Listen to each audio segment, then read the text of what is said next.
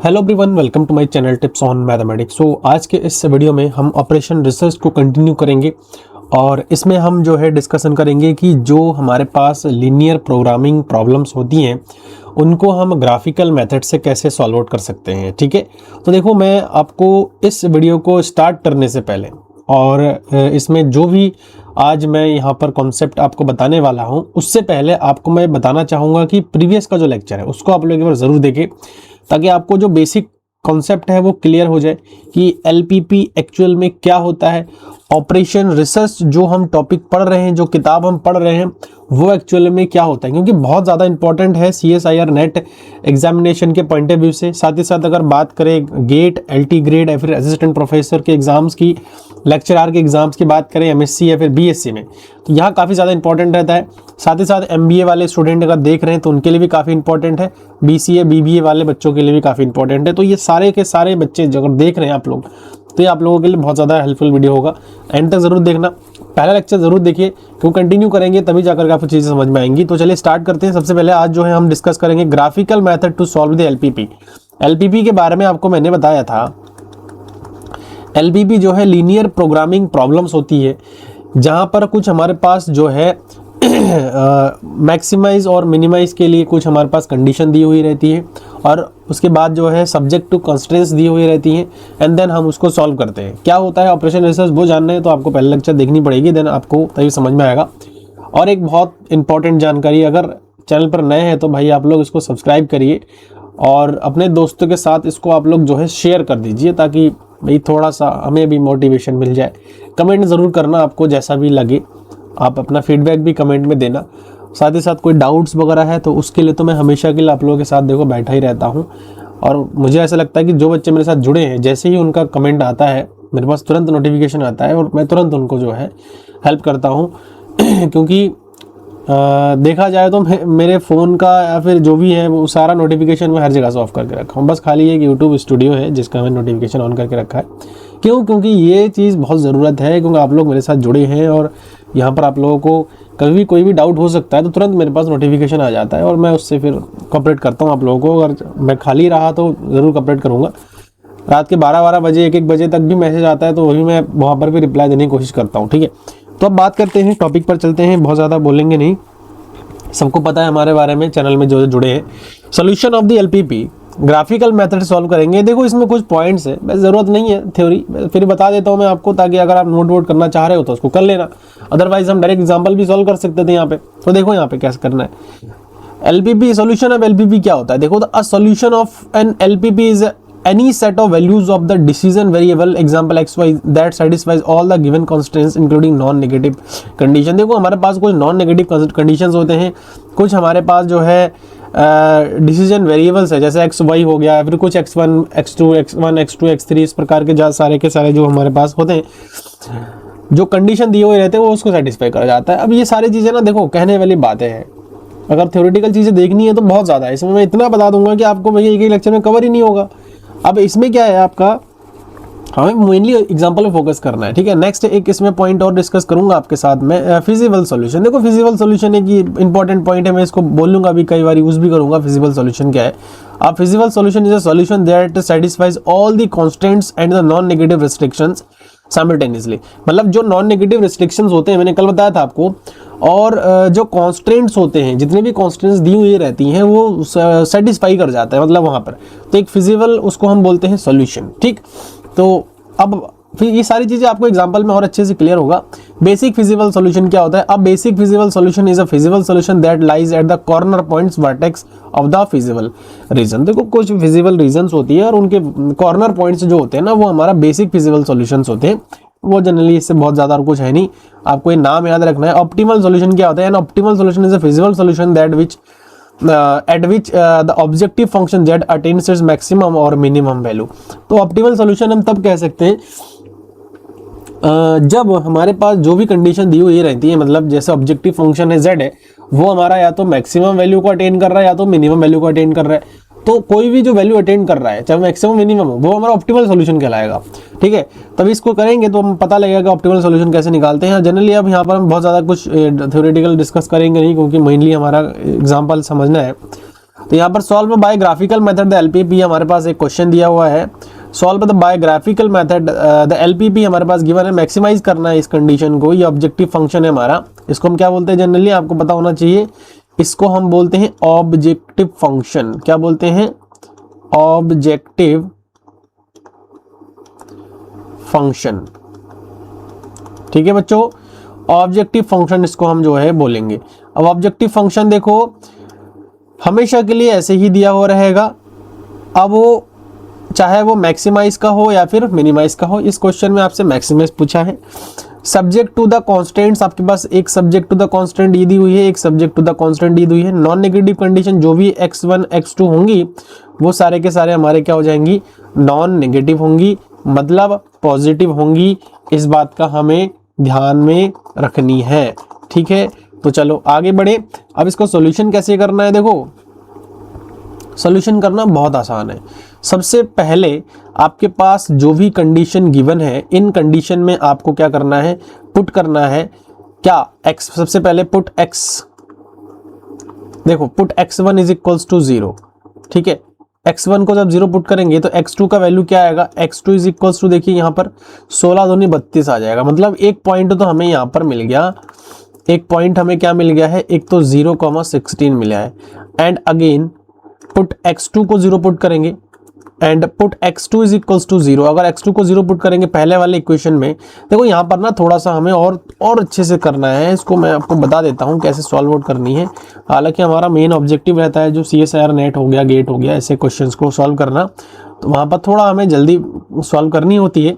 सबसे पहले तो इक्वालिटी के साइन में कन्वर्ट करते हैं। ये जो है इनइक्वालिटी है, लेस देन है का साइन है, तो ये इसको हम जो है इक्वालिटी के साइन में कन्वर्ट कर देंगे। नाउ लेट, क्या लिख रहा हूं मैं? Let x1 plus 2x2 is equals to 32। This is called equation number 1। And x1 plus x2 is equals to 24. This is called equation number 2. Now we have to put x1 is equals to 0. आपको ये रखनी पड़ेगी। x1 is equal to 0 है तो x2 का value क्या आ जाएगा? x2 का वैल्यू देखो 16 आ जाएगा यहाँ से, है ना। तो हमें यहाँ से एक पॉइंट मिला। पॉइंट क्या मिल गया भाई? एक पॉइंट हमें क्या मिल गया? 0,16 मिल गया। मतलब x1 जो है हमारा x का काम कर रहा है और x2 जो है हमारा y का काम कर रहा है। और अगेन हमें again put x2 is equals to 0। अब x2 को 0 पुट करना है। x2 को 0 पुट करेंगे देन हमारे पास जो x1 की वैल्यू आएगी, x1 की जो वैल्यू आएगी वो देखिए क्या आएगा? यहाँ से x1 की वैल्यू आ जाएगा 32 आ जाएगा। ठीक है, तो इसमें मतलब यहाँ से एक पॉइंट हमें और मिला और वो पॉइंट हमें क्या मिल गया? जो है x1 हमारे पास 32,0 हमें यहाँ से मिल गया है। ठीक है, तो इस प्रकार से हम जो है यहाँ पर अब क्या करेंगे? एक ग्राफ हम जो है यहाँ से ड्रॉ करेंगे। और ग्राफ को मैं बनाने के लिए थोड़ा सा यहाँ पर आपको बता देता हूँ कैसे बनानी है। देखो ग्राफ को ना मैं नीचे ही बनाता हूँ, इस यहाँ पर बनाता हूँ ग्राफ को। ठीक है, इन पॉइंट्स को लेकर के ग्राफ हमें ड्रॉ करनी है। तो देखो यहाँ पर ऐसे ग्राफ बनाएंगे हम। ठीक है, ऐसे देख लेते हैं, ये हो गया। अब यहाँ पर जो है 8 के पहाड़े के हिसाब से हम ले लेते हैं इसको, तो ज़्यादा ठीक रहेगा। 8 एकम 8, 8 दूनी 16, 8 तिया 24, 8 चौको 32, है ना। और इस प्रकार से चलता रहेगा, 40 तक ले लेते हैं। चलो यहाँ पर भी सेम, 8 एकम 8, 8 दूनी 16, 8 तिया 24, 8 चौको 32, 8 पंजे 40। देखते हैं आगे कितना तक आता है, इसको देख लेंगे हम लोग। अब फिर यहाँ पर अब जो है हमें क्या करना है? देखो सबसे पहला पॉइंट 0,16 है, तो 0,16 को अगर मैं यहाँ पर ड्रॉ करूँ तो कैसे ड्रॉ करेंगे? देखो 0,16, अगर 0,16 क्या है? 0 और y का मान जो है 16 आ जाएगा। 8 दूनी 16, तो यहाँ पर आ जाएगा। एक पॉइंट तो हमारे पास यहाँ आ रहा है। दूसरा पॉइंट 32,0 आ रहा है। 8 16 8 24 8 32, 32,0 मतलब x का वैल्यू 32 है और 0 आ रहा है। मतलब एक लाइन तो हमारी यहाँ से ऐसे मिलेगी सीधी, ये इस प्रकार से मिल जाएगी। ठीक है, इसको अब ऐसे मिला देते हैं, सीधी ऐसे मिला देते हैं। ठीक है, ये तो पॉइंट हमारे पास ये हो गया। दूसरा हम जो है यहाँ पर देख पा रहे हैं, दूसरे इक्वेशन की बात करेंगे अब। ठीक है, दूसरे इक्वेशन की बात करेंगे तो देखो दूसरी इक्वेशन हमारे पास जो है दूसरा जो इक्वेशन आएगा वो हमारे पास क्या आएगा, देखो x1 को अगर 0 पुट करूंगा तो x2 24 आएगा, और x2 को अगर 0 पुट करूंगा तो x2 from second equation number, from equation number second, यहाँ पे लिख देता हूं फ्रॉम सेकंड। तो सेकंड में क्या है, put x1 is equals to 0, तो इससे हमें x2 का मान क्या मिल जाएगा, 24 मिल जाएगा। एंड x2 को अगर मैं 0 पुट करूंगा तो यहाँ से x1 की जो वैल्यू है वो 24 मिल जाएगा। मतलब हमें एक पॉइंट यहाँ से मिला, पॉइंट क्या मिल गया भाई, पॉइंट क्या मिल गया, पॉइंट हमें एक मिल गया है 0,24, और यहाँ से एक पॉइंट मिल गया है वो मिला है 24,0। तो अब इस दोनों पॉइंट को हमें क्या करनी है, ड्रॉ करनी है। ठीक है भाई, दोनों पॉइंट को क्या करनी है, ड्रॉ करनी है। तो दोनों पॉइंट को ड्रॉ कैसे करेंगे वो एक बार हम यहाँ पे देख लेते हैं। इसको कोई दूसरे कलर से डिनोट कर दूं भाई, कर देते हैं, कोई दिक्कत नहीं है। तो 8 एक 16, 8 24, तो ये एक पॉइंट तो यहाँ पर आ जाएगा भाई, एक पॉइंट तो यहाँ पर मिल जाएगा। 8 16, 8 24, एक पॉइंट हमें यहाँ मिल जाएगा। क्लियर, एक पॉइंट हमें यहाँ मिल जाएगा। तो अब दोनों पॉइंट को आपस में हम क्या करेंगे, मिला देंगे। तो यहाँ से ऐसे हमने इसको क्या कर दिया है भाई, मिला दिया है। किसी को डाउट है कमेंट बॉक्स में लिख जरूर देना। नेक्स्ट अब जो है हमें, अब देखो एक चीज हमें ध्यान रखना है कि भाई रीजन क्या आ रहा है। तो रीजन देखो, अगर हम 0 0 रख करके हम पहले इक्वेशन को सेटिस्फाई करवाते हैं, 0 0 रख करके देखो पहले इक्वेशन को सेटिस्फाई करवाते हैं, तो 0 0 रखने के बाद देखो यहाँ पर अगर मैं 0 0 रखता हूँ 0,0, तो प्लस यहाँ पर हो जाएगा लेस देन इक्वल 0, 32 आ रहा है। मतलब ये वैल्यू ट्रू है ना भाई, ट्रू है, क्योंकि 0 जो है हमारा क्या है, लेस देन तो है ही ना 32, ये ट्रू है। दूसरी इक्वेशन में भी अगर 0,0 रखेंगे विच इज लेस देन 24, तो मतलब ये भी ट्रू है हमारा। तो जब भैया ट्रू होता है तो हमारा जो रीजन होता है ना वो अंदर के साइड में बनता है। ध्यान रखना, पहला वाला इक्वेशन हमारे पास यही है, ये फर्स्ट इक्वेशन वाली लाइन, ये फर्स्ट लाइन है, और ये वाली सेकेंड लाइन है। तो अंदर के साइड में जो है हमारा क्या बनेगा, शेडिंग होना है अंदर के साइड में, इस लाइन के अंदर के साइड में शेडिंग होनी है। तो यहाँ से देखो मैं इसको किसी दूसरे कलर से कर दूं, चलो इसको मैं इस वाले कलर से कर देता हूँ। अंदर के साइड में जो है हमारे शेडिंग होनी है, यहाँ पर आप ऐसे समझ सकते हो इसको, ये वाली कंडीशन। अब अगर बस ग्राफ पेपर है ना तो आप ग्राफ पेपर बनाना बहुत अच्छा बनेगा। ठीक है, ऐसे ही बनाना, ग्राफ पेपर में बनाना तो बहुत सही बनेगा। ये वाली एरिया जो है हमारा यहाँ से क्या हो रहा है, शेड हो रहा है। क्लियर। और अगर देखा जाए, देखो अगर पूरे लाइन को मैं अगर शेडिंग करूंगा ना, देखो अगर मैं इस लाइन को शेडिंग करूंगा तो अंदर के साइड में ही शेड हो रहा है, ऐसे ऐसे अंदर के साइड में ही पूरा शेड हो रहा है। अब मैं अगर दूसरे लाइन की बात करूं, दूसरे लाइन में अगर देखा जाए तो दूसरे लाइन में अगर मैं शेडिंग करूं तो दूसरे लाइन में आप देख सकते हो कि ये वाली लाइन है, ये अंदर के साइड में शेडिंग हो रही है यहाँ से। अरे यार इसका कोई कलर चेंज कर लेते हैं ना, मेरे हिसाब से सही रहेगा। कोई और कलर ले लेते हैं, चलो इसको ले लेते हैं, ये वाले पिंक ले लेते हैं, चलो ठीक है। यहाँ पे अब आप देखो, अगर मैं इस कलर को यहाँ से अगर शेडिंग कर रहा हूँ, यहाँ से ये वाले, तो कॉमन पार्ट देखो देखना, थोड़ा डिफरेंट कलर जो आएगा ना वो हमारा होगा कॉमन पार्ट, ये कॉमन पार्ट रहेगा हमारा।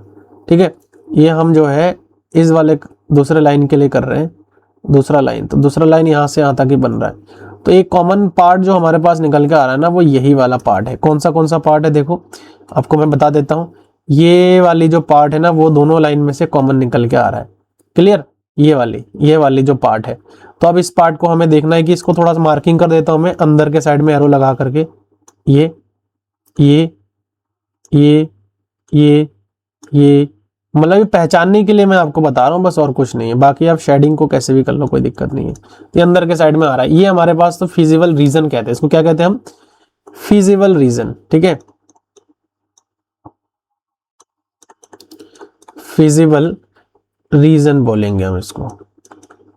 क्या बोलेंगे, फिजिबल रीजन। अब इसका बेसिक फिजिबल रीजन देखो, एक तो हमारे पास यहाँ पर पॉइंट आ रहा है, कौन सा पॉइंट आ रहा है, 0,0, इसको मैं ओ नाम दे देता हूँ। यहाँ पर एक पॉइंट आ रहा है, ए नाम दे देता हूँ मैं। ये वाला कौन सा पॉइंट है, 8 1 8 8 दूनी 16, तो 16,0 पॉइंट आ रहा है। ये वाली पॉइंट कौन सी होंगी, बी पॉइंट में मान के चलता हूँ। अब ये वाली पॉइंट हमें निकालनी पड़ेगी भैया। अब ये वाली पॉइंट हम कैसे निकालेंगे, अब इन दोनों ही जो इक्वेशंस हमारे पास दिए हुए हैं, इन दोनों इक्वेशंस को हम आपस में क्या करेंगे, सॉल्यूशन करेंगे। तो घटा देंगे तो देखो बात बन जाएगी। अगर घटा देते हैं, मैं समीकरण नंबर 2 से, 2 में से मैं क्या कर रहा हूँ, नहीं 1 में से 2 घटा देता हूँ, 1 - 2 करता हूँ यहाँ पे। तो 1 - 2 करूंगा तो यहाँ से आप लोग देख सकते हो कि ये सारे स्टेप आपको करनी पड़ेगी, ठीक है ना, स्टेप बाय स्टेप करनी पड़ेगी। मेरे पास जगह की थोड़ी कमी है इसलिए मैं आपको ऐसे करके बता रहा हूँ। ये सारे स्टेप करना, पहले ये सारे स्टेप करना, फिर ये करना, और एक ग्राफ पेपर अगर आपके पास गिवन है तो ग्राफ बनाना आप, ठीक है। तो यहाँ पर देखो 1 में से 2 को सब्ट्रैक्ट करूंगा तो ये जो है x2 आ जाएगा, x2 इज इक्वल्स टू 8 आ जाएगा ना, हाँ 8 आ जाएगा, x2 बराबर 8 आ रहा है।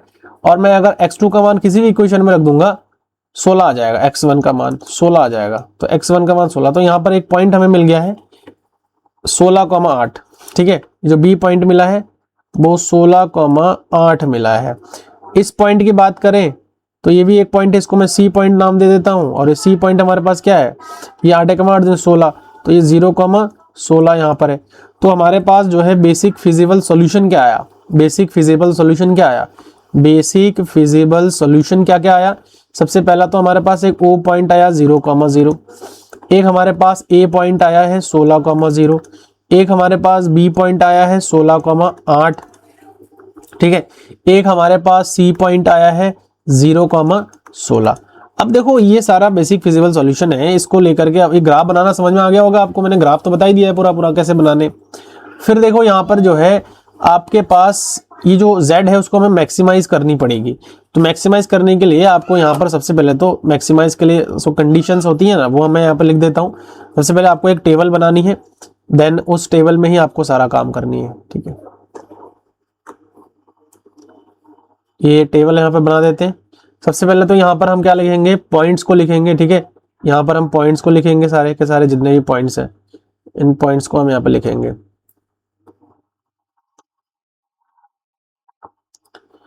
यहाँ पर हम लिखेंगे पॉइंट्स, और यहाँ पर हम लिखेंगे z इज इक्वल्स टू हमारे पास क्या है 100x1 plus 300x2, 100x1 plus 300x2। थोड़ा टाइम लगता है इसमें, मैं समझा रहा हूँ तो थोड़ा ज़्यादा समय लग रहा है। अगर अकेला सॉल्व करूंगा तो मुझे लगता है कि हार्ड एंड सॉफ्ट मेरे पास मुझे 30 सेकेंड लगेंगे मुश्किल से। तो यहाँ पर पहला जो पॉइंट आया वो हमारा 0,0 आया। मैं लिख देता हूँ सारा का सारा पॉइंट्स को। सबसे पहला जो पॉइंट आया 0,0 आया, जिसको हम O नाम दिया है। ए पॉइंट जो हमारे पास आया है वो हमारे पास क्या आया है, देखो ए पॉइंट जो हमारे पास आया 16,0, ठीक है। तो यहाँ पर ए पॉइंट जो आया है वो है 16,0। बी जो पॉइंट आया है वो 8,16 आया है, 16,8 आया है, सॉरी 16,8 आया है। सी जो पॉइंट आया है वो 0,16 आया है, ठीक है। सी पॉइंट हाँ 0,16 आया है, बिल्कुल सही है। अब हम क्या करेंगे, इनको एक एक करके z में रखेंगे। x1 या x2 हो गया तो 0 आ जाएगा यहाँ पर, तो पहला वाला 0 आ जाएगा। दूसरा वाला अगर देखो 1600 आ रहा है, सीधा सीधा 1600 आ रहा है ना, गुणा करेंगे 1600 आ जाएगा। यहाँ पर देखो ये 1600 प्लस यहाँ पर 2400, तो यहाँ से अगर 1600 और 2400 करेंगे तो 4000 आ जा रहा है। यहाँ से सीधा सीधा आप ऐसा देख लो 4000 आ जा रहा है। और यहाँ पर अगर 4800 यहाँ पर आ जाएगा, ठीक है। तो हमें मैक्सिमम निकालनी थी, तो आप देख पा रहे हो कि ये जो है हमारा क्या है, मैक्सिमम z है। तो यहाँ पर जो है ऑप्टिमल पॉइंट कौन सा है, तो ऑप्टिमल पॉइंट जो हमारे पास है अभी वो हमारा आ रहा है सी पॉइंट आ रहा है, जो कि 0,16 है। At C 0,16 z attain maximum value. क्या कर रहे हैं, maximum value which is equals to 4800, ठीक है, विच इज इक्वल्स टू 4800। तो ये हमारे पास जो है इसका क्या आ जाएगा, मैक्सिमम वैल्यू आ जाएगा।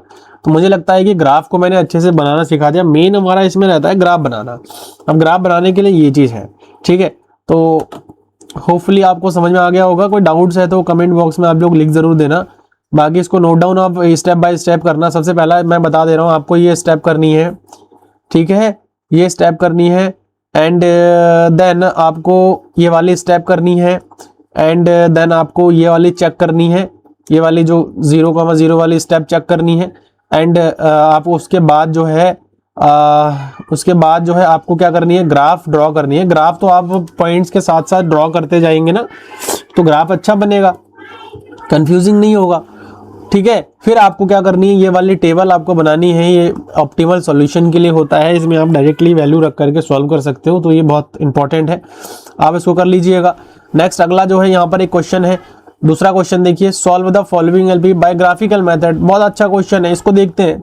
सबसे पहला जो है, इस इक्वेशन को हम क्या करेंगे भाई, इसको हम इक्वालिटी में कन्वर्ट कर देंगे। सबसे पहला step 1, convert all the inequalities with equal sign. ठीक है, तो सबसे पहला तो आपको देखो यहाँ पर सॉल्यूशन है, सॉल्यूशन करते हैं इसको। सॉल्यूशन में क्या है, 2x1 plus x2 is equals to 90। दूसरा है x1 plus 2x2 is equals to 80। तीसरा इक्वेशन क्या है, x1 plus x2 is equals to 50। और यहाँ पर जो इनइक्वालिटीज दी हुई है आपको पता ही है, तो यहाँ पर 0 0 के इक्वल रख करके हम इसको क्या करेंगे, सॉल्व करेंगे, which is called equation number 1, this is equation number 2 and this is equation number 3। तो यहाँ से जो है आपको क्या करना है, सबसे पहले तो आपको 0 0 पॉइंट्स निकालनी पड़ेगी। तो पहला वाला अगर देखा जाए तो x1 इज इक्वल्स टू, अगर मैं 0 रखता हूं तो यहाँ से x2 का जो मान आ रहा है x2 का मान 90 आ रहा है। ठीक है, उसके बाद जो है x2 को अगर मैं 0 रखता हूं तो जो x1 का मान आएगा वो आ रहेगा हमारे पास 45। तो यहाँ से एक टेबल आप चाहो तो ऐसे बना लो, इसको मैं थोड़ा सा डिफरेंट तरीके से आपको बता रहा हूँ बना करके। ठीक है, आप यहाँ पर x1 लिखेंगे, यहाँ पर आप x2 लिखेंगे, सेम जैसे आप क्लास 9th में करते थे वैसे ही करिएगा। सबसे पहला काम हमारे यहाँ पर x1 को जब 0 में पुट कर रहा हूँ तो x2 का मान 90 आ रहा है, x1 जो है 45 आ रहा है x2 को 0 रखने पे। तो हमारे पास 2 पॉइंट मिल गए, एक तो ये पॉइंट मिल गया, ये पॉइंट मिल गया। अब ग्राफ भी साथ साथ ड्रॉ करनी पड़ेगी, क्लियर है, ग्राफ भी आपको साथ साथ ड्रॉ करनी है। तो ग्राफ जब ड्रॉ करनी ही है तो हम यहीं पे करते हैं, देखो यहाँ से ये हो गया। ठीक है, ग्राफिकल मेथड तो बहुत आसान है, इसके बाद जो है हम सिंपलेक्स मेथड सॉल्व करेंगे, उसमें थोड़ा टिपिकल रहता है। बाकी दोनों में मैं कंपैरिजन आपको जरूर बताऊंगा कि सिंपलेक्स मेथड से और ग्राफिकल मेथड से दोनों में जो है आंसर सेम आता है। एक बिग एम मेथड भी है, अभी करेंगे इसको सारे एक एक करके डिस्कस करेंगे, एक एक पॉइंट करके, एक लेक्चर करके आपको मैं कवर करके करवाता हूँ वो सारी चीजें। तो अब पहला देखो, अगर मैं इसको 9 के पहाड़े के हिसाब से चलाऊं तो बात बन जाएगी, 5 के पहाड़े के हिसाब से चला लेते हो, 10 के पहाड़े के हिसाब चला लेता हूँ, चलो 10 के हिसाब चलाता हूँ, तो 10 के हिसाब चलाऊंगा तो ज़्यादा ठीक रहेगा, है कि नहीं। हाँ, 10 के पहाड़े के हिसाब चलाता हूँ तो ज़्यादा ठीक रहेगा। 20 के हिसाब से भी चला सकते हैं, 10 के हिसाब चला लेते हैं, चलो सही है, 10 के अकॉर्डिंग बना लेते हैं इसको। 10 से कम 10, 10 दूनी 20, 10 तिया 30, 10 चौको 40, 50, 60, 70, 80, 90, है ना, 90 ये हो गया। ऐसे यहाँ पर भी कर लेते हैं, 10, 20, 30, 40, 50, 60, 70, 80, 90। अब देखो, अब आप लोग कहोगे सर आपने ये 10, 20, 30 कैसे ले लिया है भाई, ये सब चीजें क्लास 9th में आपको सिखाया जाता है। अब फिर भी नहीं आता है तो मेरे को आइडिया कहाँ से आया भाई, यहाँ से दिमाग में आया कि ये जो हमारे पास 90 है, 45 है, इनको करने के लिए या तो मैं 20-20 का लाइन ले लूँ सीधा सीधा, वो भी बहुत सही रहता है, लेकिन 10-10 का ले लेते बहुत ठीक रहेगा हमारे लिए।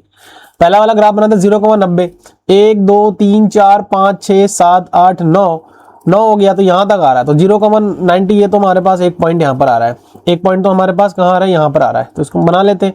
एक पॉइंट तो यहाँ पर मिल रहा है ना, नहीं भाई गलत हो गया।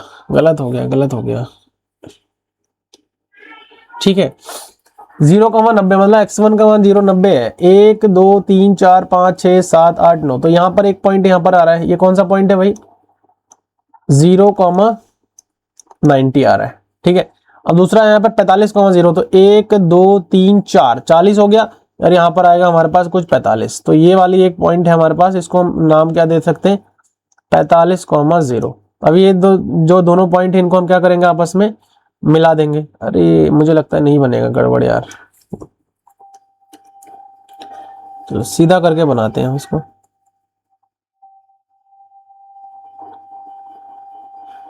फिर भी नहीं बनाए क्योंकि ऑटोमेटिकली शेप ले लेता है ना ये, तो अभी लेगा ये, अब लिया है, ठीक बना है। चलो इसको थोड़ा छोटा कर लेते हैं यहाँ से ना, समझ में ज्यादा आएगा। ठीक, ये हो गया। अब ना आपको इसका रीजन चेक करना है कि इसका जो शेडिंग एरिया है वो कौन सा बनना है। तो शेडिंग एरिया बनने के लिए आपको क्या करनी पड़ेगी, पुट 0,0 इन इक्वेशन नंबर 1, ठीक है। 1 में मत पुट करो इनइक्वालिटीज, पुट 0,0, 0,0 पुट करके अगर आप चेक करेंगे, पुट 0,0, 0,0 पुट करने पर जो है हमारे पास जो गिवन इनइक्वालिटी है वो ट्रू है। देखो यहाँ पर अगर मैं 0 रखूंगा और यहाँ पर भी 0 रखूंगा तो लेस देन आ रहा है, मतलब 90 से छोटी तो है ना, 90 से छोटी होनी चाहिए, तो 90 से तो put 0,0, the given inequality gives true value, आपके सही वैल्यू दे रहा है। इसका मतलब जो एरिया होगा, शेडिंग एरिया होगा भाई, शेडिंग एरिया देखो, शेडिंग एरिया अंदर के साइड में रहेगा, ठीक है।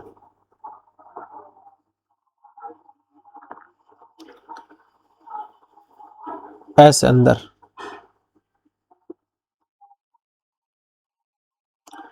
बनाता हूं, अच्छे से दिखा देता हूं ताकि आपको दिक्कत ना हो बाद में ना।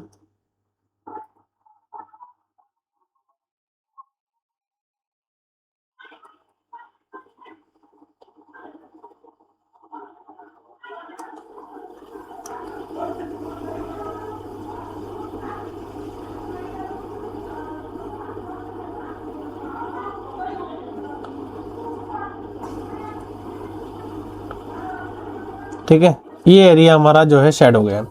अब जो है ना, आप दूसरे इक्वेशन पर चलते हैं। दूसरे इक्वेशन पर चलेंगे तो दूसरे इक्वेशन में आप अगर देखेंगे, यहाँ पर मैं कर देता हूँ इसको, आप लोग अपने अकॉर्डिंग नोट्स बना लेना।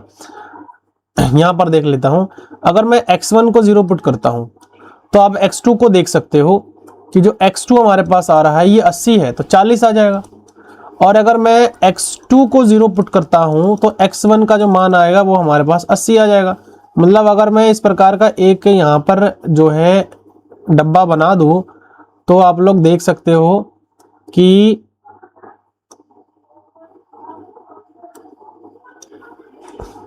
x1 ये हमारे पास x2 आ जाएगा। x1 का मान अगर मैंने 0 रखा तो 40 आ गया, और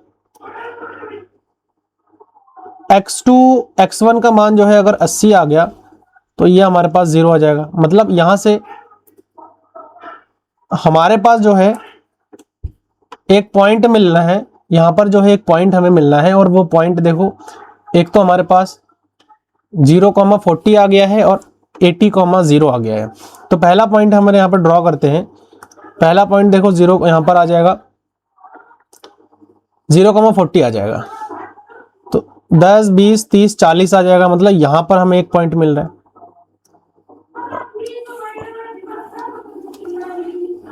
यहां पर जो है आ जाएगा ना 1 2 3 4, ये एक पॉइंट यहां पर आ जाएगा। और दूसरा पॉइंट देखो 80,0 आ रहा है, मतलब 1 2 3 4 5 6 7 8 यहां पर आएगा। ठीक है, तो अब इन दोनों पॉइंट्स को हमें मिलाना है। ये 10 का हमने लिया था ना, तो इसी अकॉर्डिंग हम बना रहे हैं, ये हमारा पास मिल रहा है। अब सिमिलरली अगर यहाँ पर भी आप 0 0 पुट करके देखोगे तो ये भी हमारा ट्रू वैल्यू देगा। तो मतलब अगर ये ट्रू वैल्यू दे रहा है तो इसका मतलब क्या है कि अंदर से शेडिंग, शेडिंग अंदर से होना है। तो अंदर से शेडिंग होना है तो चलो इसको कोई दूसरे कलर से ले लेते हैं, येलो कलर से कर देते हैं। इसका जो शेडिंग एरिया है वो अंदर होना है, मतलब ये वाले एरिया शेडिंग होना है।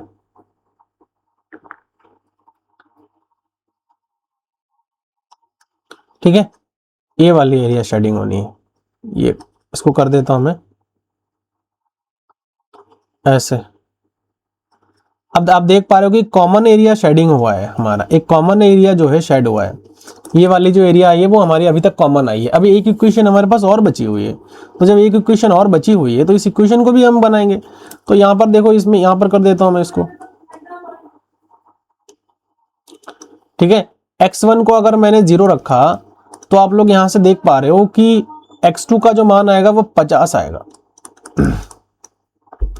और x2 का मान मैंने अगर 0 रखा तो आप देख पा रहे हो कि x1 का मान भी 50 आ रहा है। ठीक है, तो अब इसको हम ऐसे बना लेते हैं,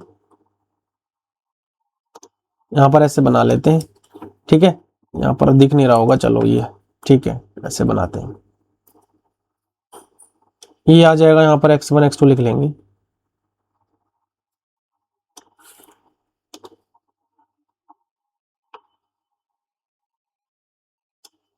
ठीक है, यहां पर x1 हो गया, ये x2 हो गया।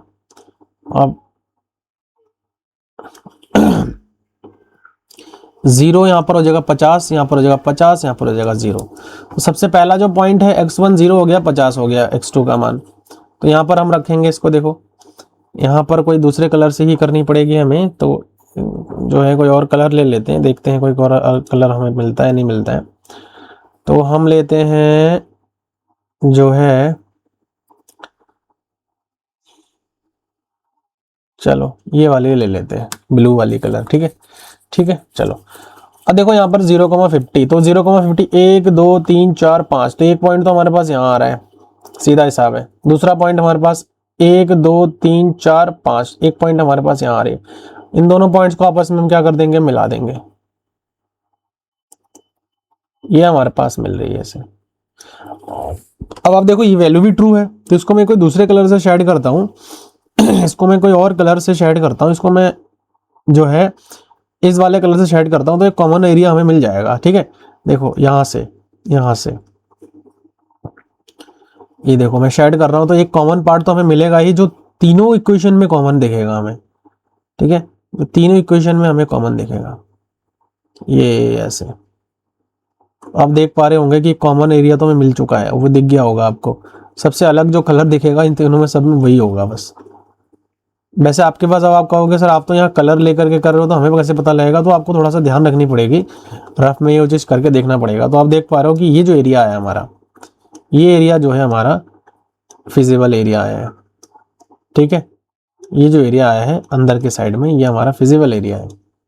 क्लियर, समझ में आ रहा है? तो आशा करता हूं कि आपको ये वाला क्वेश्चन भी समझ में आ गया होगा। अब यहाँ वाला जो पॉइंट है वो जनरली 0,0 रहता ही है, वो है। अब आप यहाँ पर एक पॉइंट है ये वाली 0,45 है, इसको आप ए पॉइंट मान लो। एक पॉइंट यहाँ पर आ रहा है, अब इस वाले पॉइंट को आप बी पॉइंट मान लो। अब बी पॉइंट निकलेगा कैसे, आप देख पा रहे हो कि इक्वेशन नंबर 1 वाली लाइन है, ये इक्वेशन नंबर 2 वाली लाइन है, और ये वाली जो लाइन है इक्वेशन नंबर 3 वाली लाइन है। तो मतलब सॉल्व कौन कौन से को करनी पड़ेगी, 1 एंड 3 को सॉल्व करनी पड़ेगी, तभी आपका ये कटिंग पॉइंट निकलेगा। तो 1 एंड 3 को सॉल्व करके देखते हैं। 1 एंड 3 हमारे पास क्या है, ये 1 है ये 1 है और ये 3 है। तो x2 वाले को हम घटा सकते हैं, मतलब एक में से 2 को अगर मैं यहाँ से घटा देता हूँ तो हमारे पास x1 आएगा, x1 जो आएगा 40 आ जाएगा, ठीक है। और x1 का वैल्यू अगर दोनों में से किसी इक्वेशन में हम रख देते हैं तो x2 का जो मान आएगा वो हमारे पास 10 आ जाएगा। मतलब ये जो पॉइंट हमें मिला है, ये जो पॉइंट हमें मिला है वो 40,10 मिला है। कहने का मतलब ये है, ये हो जाएगा हमारे पास 40,10 ठीक है। अब एक कटिंग पॉइंट देखो हमें यहाँ पर भी मिल रहा है। अब ये जो कटिंग पॉइंट है वो किस में है, इसको मैं बी, इसको नाम मैं सी नाम दे देता हूँ। ये जो कटिंग पॉइंट है वो हमारा किस में मिल रहा है, 2 और ये 3। तो 2 और 3 को अगर मैं सॉल्व कर रहा हूँ तो ये वाली कटिंग पॉइंट मिल जाएगी। तो 2 और 3 को सॉल्व करते हैं। यहाँ पे देखो ये वाली इक्वेशन नंबर 2 है और ये वाली 3 है। x1 को अगर मैं घटा देता हूँ, मतलब 2 में से 3 को घटा देता हूँ मैं, 2 में से 3 को घटाऊंगा तो देखो x1 तो हट जाएगा, x1 इज इक्वल्स टू हमारे पास आ जाएगा 30, और x2 का जो मान आ जाएगा वो 2 में, आप 2 में रख लो या 3 में रख लो, तो यहाँ से जो है हमारे पास आ जाएगा 20। तो 30,20 आ रहा है। ये जो पॉइंट है वो हमारा 30,20 आ रहा है। और एक पॉइंट हमें यहाँ पर भी मिल रहा है, और ये वाली पॉइंट हमारी कितनी है, 1 10 20 30 40, तो 0,40 0,40 है। बाकी ये सारे पॉइंट्स हमारे। तो जो फिजिबल सॉल्यूशन आ रहा है, बेसिक फिजिबल सॉल्यूशन आ रहा है वो हमारे पास ए पॉइंट, सबसे पहले तो ओ पॉइंट को लेते हैं, 0,0 वाली रीजन आ रही है। बी पॉइंट को लेते हैं, ए पॉइंट को लेंगे ना। ए पॉइंट हमारे पास 45,0 आ रहा है। बी पॉइंट हमारे पास कितना आ रहा है, 40,10 आ रहा है। सी पॉइंट को हम लेते हैं 30,20 आ रहा है, ठीक है। इसको हम डी पॉइंट मान लेते हैं। डी पॉइंट को हम लेंगे यहाँ पे तो 0,40 आ रहा है। तो ये सारे के सारे हमारे बेसिक फिजिबल सॉल्यूशन आया है। जब बेसिक फिजिबल सॉल्यूशन आया है तो अब इसको हम क्या करेंगे, सॉल्व करेंगे। तो सॉल्व करने के लिए देखो अब हमारे पास क्या ऑप्शन बचा है,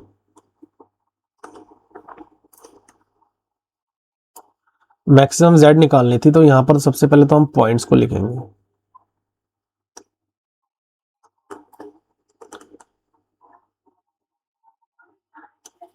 यहाँ पर हम लिखते हैं पॉइंट्स, ठीक है। और यहाँ पर z इज इक्वल टू लिखेंगे। तो z जो है हमारे पास जो आया है वो आया है 48x1 प्लस 40x2, ठीक है। तो अब देखो यहाँ पर सारे के सारे पॉइंट्स को लिखेंगे 0,0, फिर ए पॉइंट हमारे पास जो आ रखा है वो 45,0 आ रखा है, फिर बी पॉइंट जो हमारे पास आ रखा है 40,10 आ रखा है। ठीक है, ये सॉल्यूशन हमने कर रखा है अभी। सी पॉइंट जो अभी हमने यहाँ पर देखा है वो 20,30 आ रखा है, 20,30 आ रखा है। मैं आपको दिखा भी देता हूँ एक बार, क्योंकि फिर 30,20 क्यों दिख रहा है यार, गलत कर दिया क्या हमने? पॉइंट यहाँ पर 20,30 आ रहा है एक्चुअल में, हाँ 20,30 दिखा रहा है, लेकिन यहाँ पर जो है हमने कुछ गड़बड़ किया है मुझे लग रहा है। सोल्यूशन जो मैंने पहले कर रखा था उसमें तो कुछ और आया है। चलो एक बार देख लेते हैं, कोई दिक्कत नहीं है। जो ये वाली पॉइंट हमें निकालनी थी ना 30,20, मतलब ये कौन से दो लाइन जा रही है? एक तो हमारे पास लाइन 3 और लाइन 2 का जा रहा है। तो लाइन 3 और लाइन 2 को अगर देखें तो लाइन 3 और लाइन 2 ही है, तो यहाँ से मैं घटा दूंगा इसको 50, 60, 70, 80। अच्छा हाँ सही तो है यार, गलत हो गया थोड़ा सा, ये x1 हो जाएगा फिर। ठीक है ठीक है ठीक है ठीक है ठीक है, तो 20,30 हो जाएगा। ठीक है, अब इसको मैं चेंज कर लेता हूँ, ये 20,30 कर लेते हैं यहाँ पे। ठीक है, चलो अब ठीक हो गया, ये 20,30 हो जाएगा। और एक पॉइंट हमारे पास डी पॉइंट भी आ रखा है जो कि है 0,40 आ रखा है। अब इसको मैं सॉल्व करूंगा डायरेक्टली, देखो मैं सॉल्व करके आपको बता देता हूँ। ये पहला वाला तो हमारा 0 आएगा, मैंने सॉल्व ऑलरेडी कर लिया है, तो आप लोग ये करके देख लेना। ये 2100 आ रहा है, ठीक है, और ये हमारे पास आ रहा है 2320 आ रहा है, और फिर अगला जो हमारे पास आ रहा है 2160 आ रहा है, उसके बाद जो आ रहा है वो 1600 आ रहा है। मैक्सिमम पूछा था हमसे, तो मैक्सिमम ये भी यही आ रहा है हमारा। ठीक है, तो जो हमारे पास ऑप्टिमल जो पॉइंट है, optimal point at B is equals to 40,10। ठीक है, एंड जेड मैक्स जेड जो हमारे पास आ रहा है, मैक्स जेड जो हमारे पास आया है वो 2320 आया है। तो ये इस प्रकार से जो है हम ग्राफिकल मेथड से सॉल्व आउट कर सकते हैं। आशा करता हूं कि जो दो क्वेश्चन मैंने आपको बताया है वो अच्छे से क्लियर हो गया है। एक सवाल जो है यहाँ पर आप लोगों के लिए मैं छोड़ रहा हूं, इस क्वेश्चन को आप एज अ होमवर्क सॉल्व करना, सॉल्व करके मुझे आंसर कमेंट में जरूर बताना। ठीक है, कि क्या आपका इसमें जो है आंसर आ रहा है, कितने बेसिक फिजिबल्स जो सॉल्यूशन आ रहे हैं, पॉइंट्स आ रहे हैं, वो आप इसमें जो है मुझे बता देना। ठीक है, और बाकी एक क्वेश्चन और है, इस क्वेश्चन को आप कोशिश करना इसको भी ट्राई करने की, क्योंकि न्यूमेरिकल बेस्ड है। मैंने कल का लेक्चर जो था ना उसमें मैंने न्यूमेरिकल बेस्ड क्वेश्चन को कैसे हम जो है ग्राफिकल एलपीपी में बदलेंगे उसको मैंने बता रखा है। तो एक बार इसको ट्राई करना, नहीं आता है देन कोई बात नहीं, मैं इसको सॉल्व आपको करवा ही दूंगा, उसमें कोई बड़ी बात नहीं है, सॉल्व करवाना मेरा काम ही है। लेकिन थोड़ा सा आपको असाइनमेंट मिल रहा है तो उसको आप एक बार करने की कोशिश करिए। ठीक है, बाकी अभी इसमें एक लेक्चर और मुझे जरूरत पड़ेगी, तो मैं उस लेक्चर में आपको कोशिश करूंगा कि जो है ये जो क्वेश्चंस है वो आपको कवर करवा दूं मैं। ठीक है, तो कोई भी डाउट है आज के इस वीडियो में तो आप कमेंट बॉक्स में मेरे को जरूर बताएं, और सही लगा तो उसको आप लोग लाइक कर दीजिए, चैनल पर नए हैं इसको आप लोग सब्सक्राइब करिए। मिलेंगे नेक्स्ट वीडियो में, थैंक यू सो मच।